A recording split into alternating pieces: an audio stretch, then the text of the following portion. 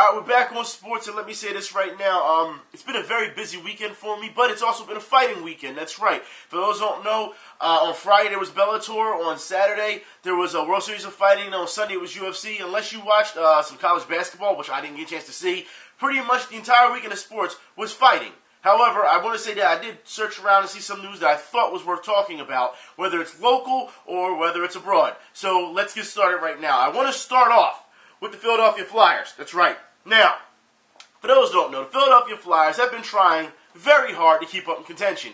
As we know, this team has a shot to make the playoffs. I personally don't think they will make the playoffs due to the fact that they're still a young team. People are now starting to get injured. For those who don't know, Michael Del Zotto is out for 3 to 4 months. That's right. He had the most ice time, I believe, for our guys. So he's going to be hurt. He's pretty much out for the year. Let's be honest here. 3 to 4 months. We're in February now, so you might as well say he's out for the season. You might as well. Which is a big blow to the team.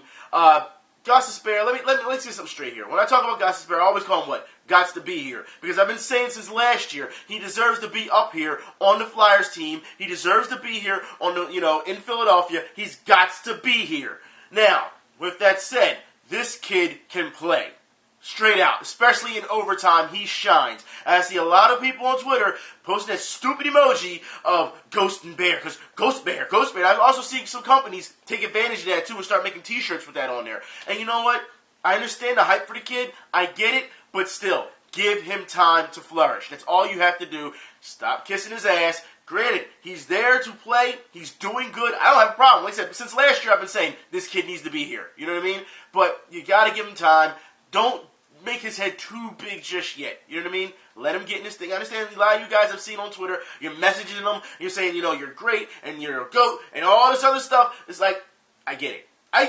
Okay? You're happy that we won. I get it. But this team still has flaws, it still has problems, and it's on the right track. I put it like that. It's on the right track. I'll say this team can be competitive when it comes to a playoff if they try hard enough. I'm going to say within possibly next year, 2 years. I'll say that.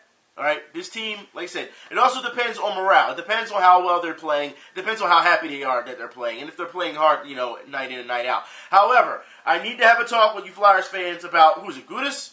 This guy has so many bad penalties that he's hurting the team. All right, and this is not like a Ronaldo thing where you got mad at Ronaldo. Oh, he's a dirty player.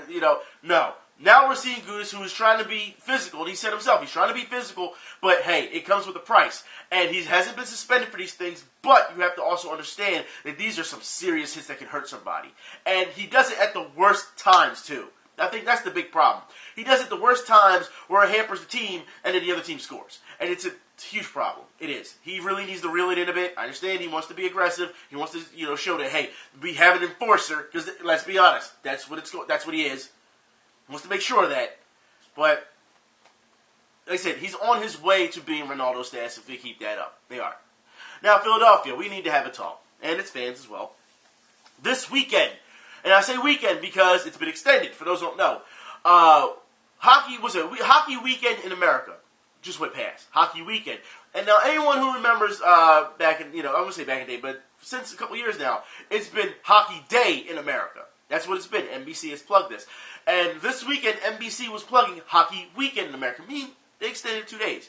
And here's the thing. Philadelphia, you still have not participated. At all. Why is this?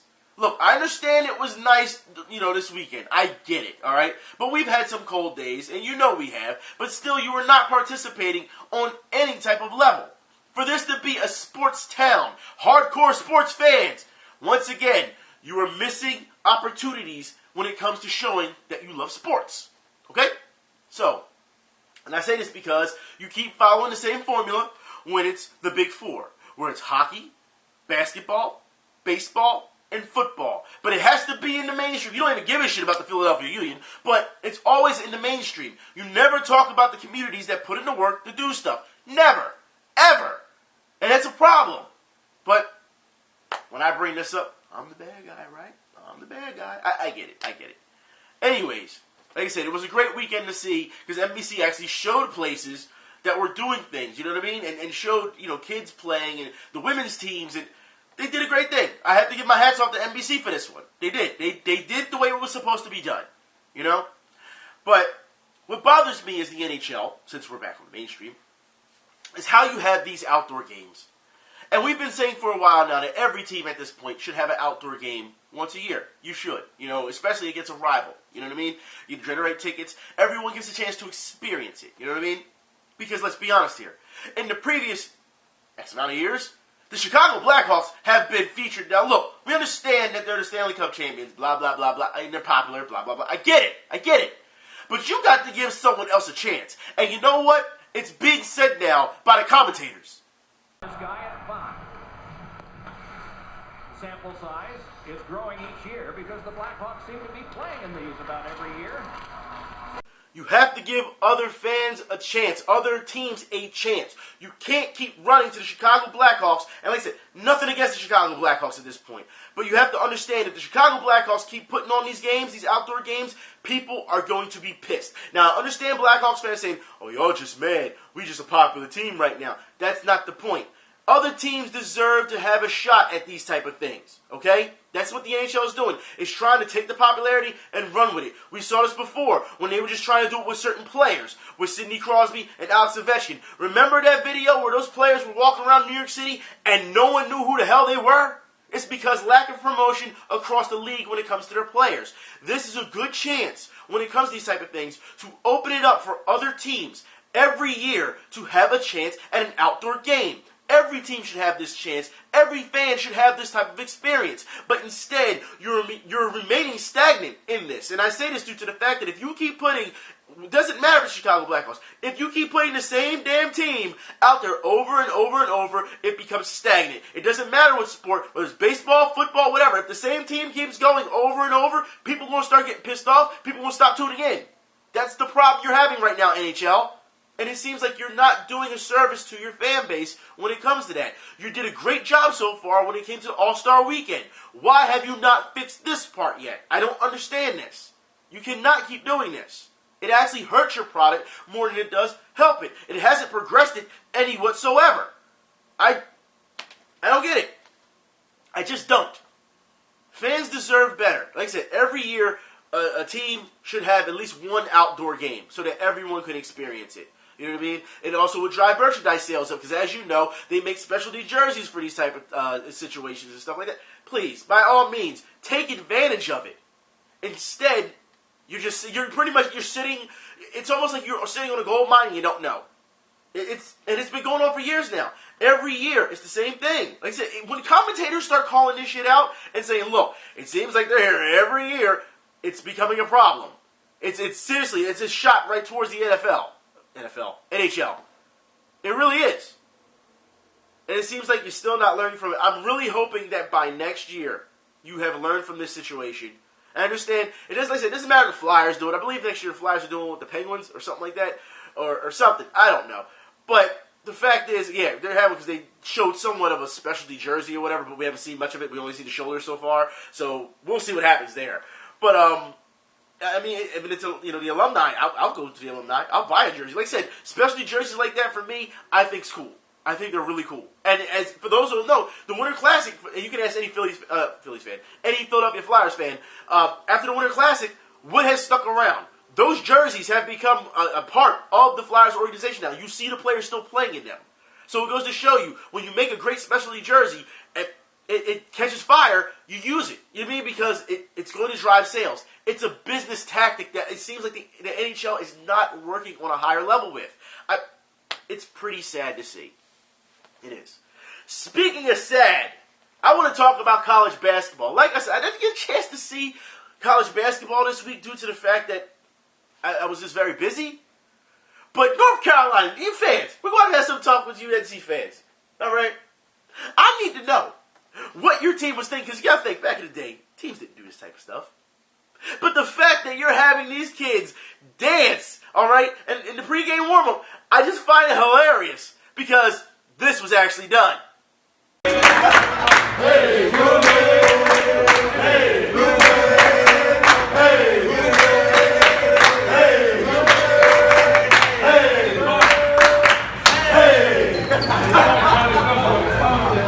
Jesus Christ, that kid had no rhythm. What the fuck is that? God! Oh, you know what? You know who I blame for this? I blame John Wall. I do. Because ever since idiots started dancing in their pre-games, because remember, back in the day, there was no one dancing. And I did a video about this before years ago. Stop dancing and play basketball, didn't I? And it seems like no one has learned yet. You're still trying to dance. You're embarrassing yourselves. And everyone tries to chalk it up to, well, they're just trying to get loose. They're just trying to have fun. No. The entire point of playing basketball is you're having fun, right? You wouldn't be doing it if you didn't. So as far as I'm concerned, you can't sit here and say that. But yet you're still having these people, oh my God. It's just so bad. And you know what? The kid was just like, he's trying to dab. He couldn't dab her. Oh my God. It's just, but speaking of the dab, here we go again. Here we go again. You know, last week I showed you that Kevin Hart put, Drummond on the spot when it came to doing the dab behind him because, as we know, nobody's safe. And I said this before, nobody is safe. Not commentators, not interviewers, and now, not consumers. So let me get this straight. Now we're going to make t-shirts mocking Cam Newton. If it wasn't for Cam Newton, these dudes wouldn't be doing this shit anyway. Like, it's amazing how the person who got everyone to do it is now being mocked. You've got to be kidding me. You've got to be. Alright, whatever. You know what? I want to move on to football overseas. I want to talk about this because this is kind of controversial, and we need to get into it. Now, for those who don't know, Chelsea played against Manchester City in the FA Cup, right? And as we all know, Chelsea destroyed Manchester City at the FA Cup, and they move on to the quarterfinals to play Everton. All right, so good game by the guys. You know, of course, Man City had their youth out there, but still, good game by Chelsea. They went out there and they did what they need to do. They constantly attacked. I mean, I really don't have much to say about the game. What we need to talk about is what happened during the game, and it had nothing to do with players, but it had to do with fans. Okay, I'm going to get into this right now. Chelsea supporters threw coins at the Manchester City players. All right. And also, hold on, one man threw a lighter onto the pitch. Now, with this being said, understand that, you know, people have come out and said, look, we're not going to have this. This is absolutely ridiculous. The people who were, you know, because the police were catching them, they were arrested. The people who did this will be banned from Stamford Bridge, as they should. You should know better than this. You don't throw coins at players. What the hell's wrong with y'all? And, of course, Chelsea, you know, management has said they will comply within the fullest extent of the law with the police. They will. Because you have to be kidding me that these players are coming out here to play, and you're watching a game, and this is what you have to do. Now, I have been notified by many of you people over in the UK that you're not allowed to drink when watching the soccer game. Or, you know, football overseas football. You're not allowed to. And rugby, you're allowed to drink, and it's fine. But during soccer matches, you're not allowed to. Now, I can only imagine, because here in the States, they allow us to drink beer at anything. And you see people get rowdy. You guys are getting rowdy and throwing shit without any type of alcohol influence. It's like, that is absolutely crazy. There's no reason for this. And like I said, it doesn't show the character of all fans over there. It doesn't, all right? Because, like I said, every fan base has their idiots. We know this, okay? With that being said, though, you've got to be kidding me that you're going to a match. You were up by so much, and you're still in spite throwing coins at players. That's just uncalled for. And you know what? In the previous year, we have seen so many problems when it comes with the Chelsea fan base, all right? And I'm not talking about just turning on the players. No, we've seen the racism that happened, okay? We saw the jokes that, you know, West Ham had made, you know, over to Chelsea. We have seen what happened with the medical staff. And I know a lot of it goes back to Marino, but that's not the point. We've seen this now. Like, this, it's getting out of hand. And this team is playing well. They're playing very well. But you also have to understand that you just can't throw it. It's common sense. You can't throw shit. How about that? I don't understand this. But, like I said, that's not all. They advanced to the FA Cup quarterfinal against Everton. And you know what? I think they got a good chance of beating Everton. I saw what Everton did not too long ago. You know, I got a chance to watch the game. And even though they played well, I wasn't impressed. If anything, I was impressed more with the Liverpool game this weekend. But, you know, anyone saw that, it was a heart stopper. It was absolutely time-ending heart stopper. I'm just saying. I want to move on because we do have to talk about the Griff Force flop of the week, which goes to Newcastle. That's right. For those who did not see this, I'm beyond this at this point. I don't know how you can get away with this. You know what? Just show the clip. She'll win. Well, he's every right to think where there's a little touch on the back of his Achilles. Everybody's should be looking in the centre of the pitch. A great ball in from Sissoko, and just look at the players when it comes into the box who don't. So barely your Achilles is barely touched, and you grab your knee and start yelling. Okay. You're fired. You're fired. All fired. All of you fired. Fired. All of you. I cannot believe that was okay. Apparently, like, come on, stop. Like, anyways. God, that's so disappointing to watch. It just is. Anyways, I want to move on to more things that are disappointing, which I guess now we should get into it. Let's talk about fighting. That's right. Let's talk about Bellator. On Friday night, Bellator. We knew how this was going to go, didn't we? Kimbo Slice versus Dada 5000. We knew how this was going to go. We knew it was going to be a clusterfuck. And all they did was talk, and the pre-game, the pre-fight, and the interviews, talk. I swear to God, they used more energy talking in his pre-fight than they did actually fighting. Because for those who saw this fight, these guys were gassed after round one. It was just like, you son of a bitch. I want to hit you so bad, but I can't do it. The other guy's like, you know what? Why don't we just lay on the ground? Because round two, we're just going to lay here. And they were just like, one arm over, I'm going to act like I'm going to mount you, and we're just going to lay here. Because that's what's going to happen. And he just sat there. I swear, you could have watched that second round and just played I Will Always Love You from Whitney Houston. And they just slow-moed it. And that's all it was. It was absolutely ridiculous. This fight even was, look, I'll play this. Dada 5000, for those who don't know, this guy also did documentary, Dogfight. And you have to understand, he's not a professional fighter. He's been in the octagon before, but if you watch any of his octagon fights, the guy doesn't know how to throw a technical punch. He doesn't, all right? He's literally flailing when he throws his punches. Anyone watch his fight, he doesn't really have that much training. So I'm not going to hold it against Dada 5000 for not being in condition enough to fight Kimbo Slice, all right? Even though you should condition yourself. I will say Kimbo Slice, at this point in his career, is a professional fighter. Now, we know that professional fighters, especially heavyweights, they get gassed pretty quickly. They do, all right? We've seen it time and time again. But this level of being tired is absolutely ridiculous. This is what happens when you're so top-heavy, and people don't understand this as well. Not just being out of shape, because I've seen people call Kimbo Slice fat. No, he's not fat, okay?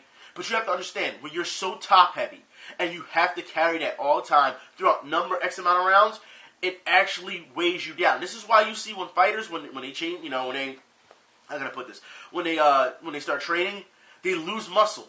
They do. Boxers, you notice they're very thin at times. Lose muscle because if you pack on too much muscle up top, guess what? It's going to weigh you down as round goes on after round. The same thing in the UFC. You ever see a guy who's so built and he's so stocky, but if he doesn't end the fight quick, you know what he's got to do? He's got to go for the takedown. He's got to lay on you. He cannot stand for that amount of time with that much muscle and throw.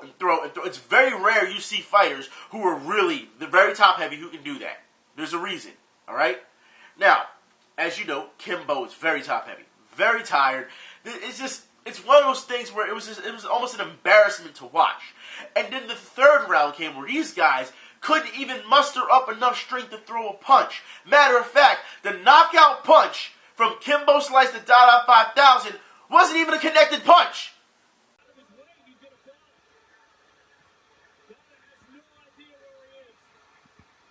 Fatigue knocked out Dada 5000, not Kimbo. However, Kimbo gets the win, and when they tried to interview him afterwards, Kimbo couldn't even speak. He had to be helped out of the damn octagon. Now, here's the sad part about this, because on Friday night, we had a ball watching this, and we laughed and laughed. I've seen a lot of reports of media saying this is the worst MMA fight in a long time, but here's the thing. You have to take it for what it is because they are heavyweights. One guy is not trained right, where the other guy is trained and should be ashamed of himself. Dada 5000, all right?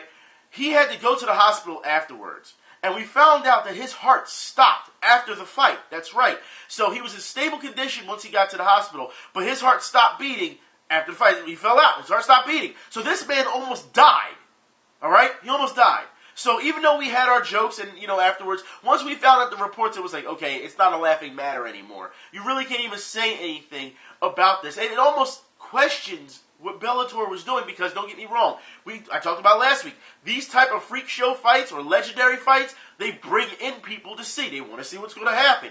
But when you have a guy, I mean, was this guy cleared physical-wise? Because if his heart isn't that strong and it literally stops after the fight, that's a serious problem. It is. It also goes to show you, because for those who don't know, in fights, no one fights at a small pace, at a relaxed pace. No. Sped up, slow down. Sped up, slow down. It's almost like doing intervals when you're running. That's how a fight is paced, all right? So when you're fighting so fast, you know what I mean, and then you slow down, and then when you get back to your corner, you have to stop, and you have to readjust yourself, and you have to breathe. For those who know, the first round, which was pretty dumb if you ask me, Kimbo Slice decides after the first round, he's not going to sit down on the stool.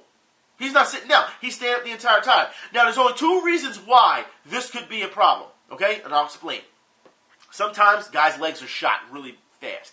And if you sit down, you can't get back up. That could be it. Or he just wanted to look like a hard ass. Either way, it's a problem. And this is from a trained professional fighter. So I think that he needs to be checked out. All right? And like I said, Dada definitely needs to be checked out.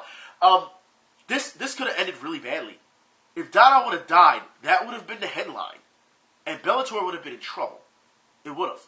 Because then, like I said, they would have an investigation on if he was, physically able to be cleared, if his heart was strong enough to fight. That would have been a problem. And I think as though this is one of those things that can't be ignored. That's just me, though. Moving on. Shamrock versus Gracie. Now, I want to say this now. That fight needs to have a rematch, but we probably won't see another rematch in another 10 years. Whatever. But Shamrock was screwed. He was. I'm sure that, Gracie didn't mean to knee him below the belt. And it was a delayed reaction where Shamrock fell, and he grabbed his crotch, and then Gracie started going to town on him, and then fight was stopped. You know what I mean? Now, of course, it was the ref problem that did this due to the fact that he didn't see it. It happened so fast that a number of us didn't see it until the replay. So I'm not surprised that Big John McCarthy did not see it. You know what I mean? And just thought, oh, he kneed him in the stomach, he went down, and he had punches, let's stop the fight. As we know afterwards, Ken Shamrock was very, very upset, very vocal. He blamed Gracie for doing it purposely. He was yelling at the ref, like he was very upset. Of course, the interview after the post-fight interview, he apologized for it because he was just heated a moment. He's upset. I get it. He was looking forward to this. And I feel bad for Ken Shamrock because the way it went down, you know what I mean? We all knew he was looking forward to this. You know what I mean? He wanted to redeem himself, sort of. And it's a big hyped-up match. I would put it like this. I think that we'll see Ken Shamrock again. For those who don't know, before this fight was announced on Bellator, Ken Shamrock, Kurt Angle came out. That's right, pro wrestler, Olympic gold medalist Kurt Angle came out and was like, "I want to fight Ken Shamrock." He was like, "But it's not our time right now. You're going to fight, Royce or Royce, depending how you like to, pronounce it, Gracie." And I think Ken Shamrock will come back, and I think that's the fight we'll see. If anything, we will see Kurt Angle versus Ken Shamrock. And I don't have a problem with that whatsoever. Because Kurt Angle, like I said, is a decorated Olympic gold medalist. Everyone knows when you're in MMA, if you already have that wrestling background, especially Kurt Angle has an elite wrestling background, okay, that's half the battle right there. Wrestlers have an easier time in MMA when they first start out as opposed to guys who are striking and need to learn ground game. So that goes in Kurt Angle's favor. Kurt can always learn striking as he goes along. But that wrestling, yeah, that's going to get him through. So as far as I'm concerned, I can see that happening. I will say also Bellator announced, and Laz was very upset what happened last time because we know Kickboxing, Glory Kickboxing had separated itself from Bellator. We know that. And for those who don't know, ESPN2 has picked up, Glory Kickboxing. So, yay. But here was the announcement, on Friday for Bellator. They have opened their own division for kickboxing. So now they're going to have Bellator Kickboxing, which I am very excited about. You know what I mean? Not only, I was very upset that the fact that they split up, Glory Kickboxing with Bellator, but now we have two different kickboxings now on two different stations. I'm for it. Very much for it. Also, in UFC, real quick, because this is the end of the video, like I said, very short video this week because I spent a lot of information from last week because I did it later, in the week last week, so whatever. Anyways, I'm busy anyway. But, the fact is, UFC last night was really good. Their card was excellent. Again, I can't stress enough how much UFC has put on some great fights, especially for free. Cerrone won with no problems. that's pretty much all it was, cowboy versus cowboy. I think I had more fun watching the weigh-ins when it came to these fighters than I did the actual fights, because if anyone watched the weigh-ins, they were hilarious. Fighters were not taking it serious. You saw one or two fighters maybe take it serious, but I've noticed in this stretch as of late with weigh-ins, fighters are just shaking hands, they're laughing, they're joking, they're having a good time during the weigh-in. And you know what? I think people need to realize that's what most weigh-ins are, or most encounters are with other fighters before you fight them. Everyone is pretty much friendly. It's not like, like you see in Rocky, Eye of the Tiger, they want to eat you alive. Not everyone is like that. You know what I mean? Majority I've found are not like that. It's, hey, how you doing? Shake your hand, tell you to pat you on the back, and then when they get into the cage or in the ring, they try and take your head off. That's usually how it is. Everyone is pretty much very friendly until it's time to fight. And I've noticed that a lot. And, like I said, I think the days of being so serious and, unless it's a really hyped up fight, I guess, being so serious and guys getting each other's faces and who do you think you are and all this, I think those days are over. I really think they do. You know what I mean? You have to understand, fighters don't go in with anger. They don't fight with anger. They're calm. They're nice and calm. It's cold. It's calculated. That's how you have to be. Because if you don't keep your nerves in check, if you put your emotions out there, you're going to burn yourself out faster. That's how it works. When you fight with anger, you actually get more tired. It's something they teach you. So when you get into a fight, that's what I keep saying. When people get mad, they say, I'll fight you, whatever. I'm thinking to myself, okay, you're going to burn yourself out really quickly if you're going to use that type of emotion. Because when you're fighting, technically you're like, okay, it's a chess match. Okay, you got me, I get you. You're laughing, you're smiling. You're enjoying the fight. You really are. Even though you're in the moment of it, you're still enjoying it for what it is.